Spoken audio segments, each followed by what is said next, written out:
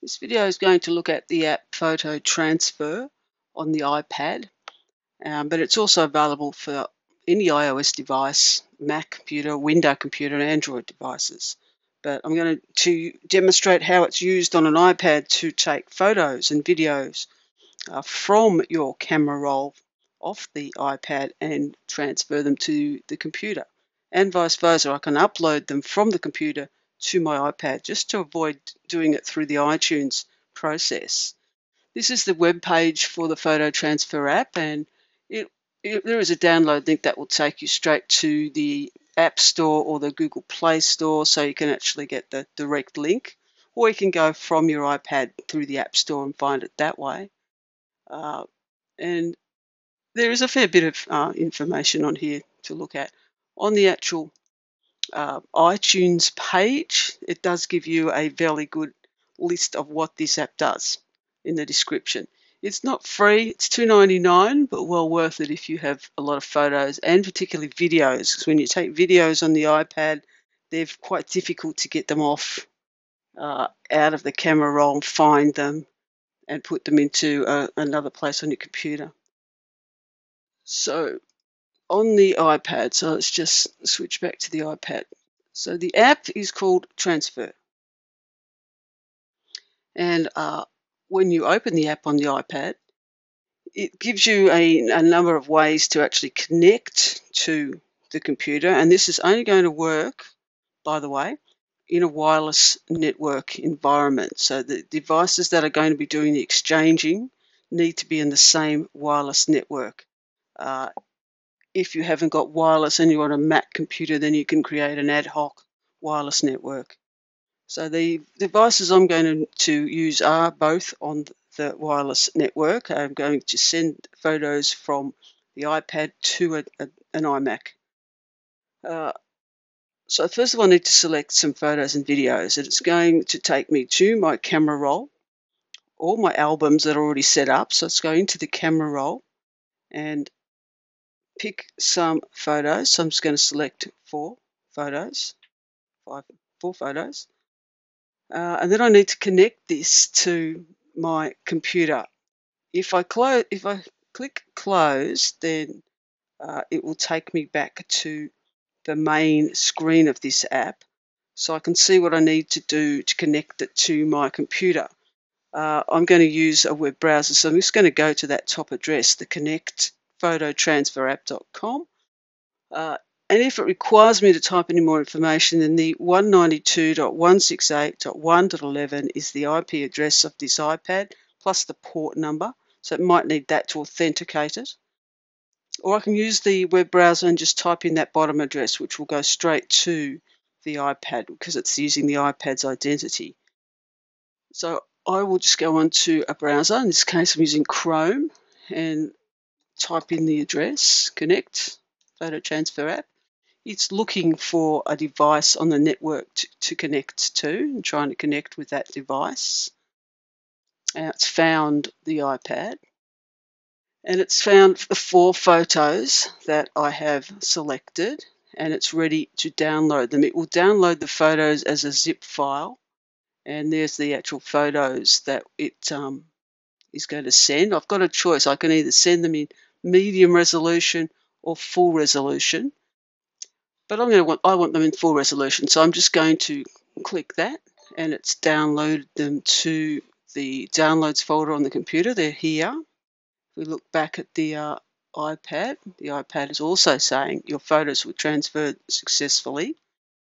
So back in the computer into the downloads folder, and this is a previous one. There's the photos there. Have come in as a zip file. So on the Mac, it's just a matter of double clicking that and extracted folder. There are the 4 pictures. And so I can double click those and send them off and do whatever I want, edit them on another program, move them into my pictures folder. So whatever I need to do with them, it's a little bit easier than hooking this up to iTunes and using iTunes to synchronize the photos back and forward and then trying to find them from there. I think it's a much quicker way, particularly if you're out somewhere and you wanted to do this and you were near a wireless network of free Wi-Fi. If it was a video, so if I now go back to the iPad, and back to the desktop app, back home, still going to send the photos and videos. I want to send the photo to another Apple computer via the web browser, and I'll select it. So I can go back into here and just pick a video. So pick one video and then close that. So back to the computer, and I have selected a video on the iPad. It's still not showing up here yet, so I've got to refresh that screen. And one video is ready to be downloaded. So to transfer videos, they need to be in the right format. So they need to be in the MOV, M4V, or MP4 format, and the one that I'm transferring is MP4. And to download it, I'm just right-clicking it, saving the link. And I'm using a Mac, and renaming that because it thinks it's an image. Every video that you take on the iPad comes through as an image because it's saved in your camera roll. So I'll just call it video test, and give it an extension. I know it's an MP4. Save that into the downloads, click save, and now it's downloaded that video there. And so if I go back into the Finder, to the downloads, there it is there. So it seems to work pretty seamlessly. To do it the other way, so I can go back home. I've already got a connection now to the iPad. And just by putting in here that address there, 192.168.1.11, then a colon, then the port, I haven't connected to the iPad. So I want to go the other way. Now I could do it this way too. I can go back, keep going back home. So let's go back onto the iPad. Now go back, keep going back as far as you can till you get to the beginning of the app, or if we close it, open it again. This time, instead of sending photos, I want to receive photos and videos. So I want the computer to send me some photos. So let's receive. And I want to receive it from an Apple computer. And again, we have to set up that connection to the actual computer. So let's go back to the computer where we have got that. Let's go back. So I'm going to upload now. Instead of downloading from the device to this computer, we're uploading from the computer to the device. So I'm going to upload, and I can get this screen. Now I've got a couple of options. I can send some photos and videos from this computer and save it in the camera roll, or I can create a new album and save them in that album. So I think I'll do that. I'll create a new album called Test Album. Creating a new one, and that's going to create the album on the iPad. And so whatever pictures I select from the computer will be saved in here. The other option I have, I could, instead of sending them to an album, I could send a picture one at a time. So for this option, you can only do one picture at a time to a particular app to do something with. At this stage, it's going to the app Halftone. If I didn't want it to go there, what other apps are there that I could send pictures to? If I select more apps, and it's telling me that on the actual iPad will be a list of compatible apps. So let's have a look at that. There's the iPad, and there's the apps that can do things with images. So there might be things that I already had there that it could send it to. I think I've got Halftones, the one I have got. So if there wasn't anything that I had there, I could maybe go and investigate some of these. So back to the computer.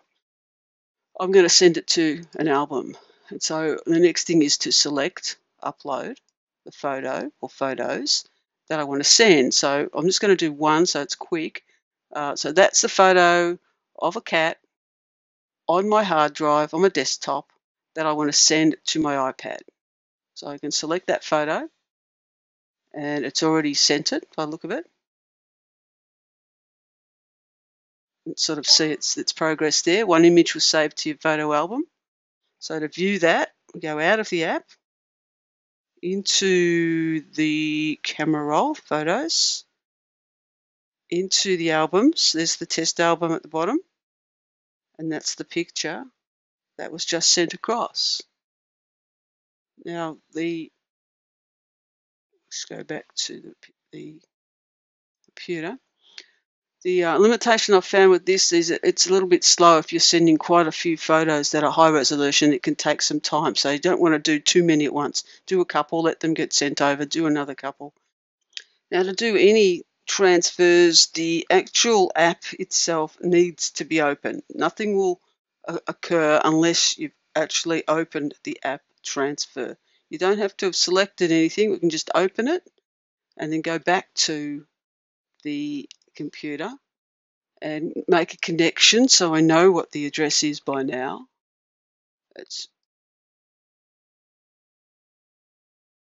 That is the IP address of my iPad. That will open up the PhotoTransfer app and go home. I've got the two choices. I can upload from the computer to the device, or I can actually make a connection and select the pictures that I want to transfer from the iPad to the computer, but I'm using the actual computer's browser to select them. By clicking download, there's nothing there. Refresh. I've got the same video, but I really need to clear that from the iPad. But if I want to select some more, I can select other, which is going to take me straight back to all my albums. I can go into the camera roll and pick the different pictures that I want to send up myself. So I want to take the flag over this time. View and download. So refresh. We've got one photo and one video. We'll take the photo. There's the photo, the flag. And at full resolution, let's download it to the iPad. And it says on the iPad it was transferred successfully.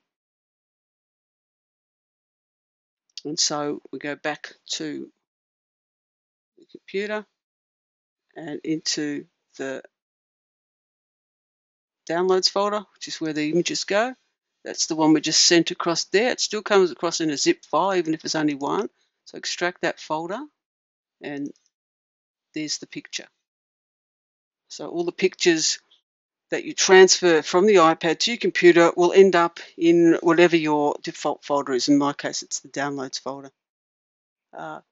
This to me is a much quicker way than going onto the iPad and going into photos and trying to find all the photos that I actually want. It was just too much hassle. This is a much quicker way of transferring pictures and videos from different devices, particularly if you've got phone to phone, because in the iPhones you just can't do any Bluetooth. This is a good way of doing it.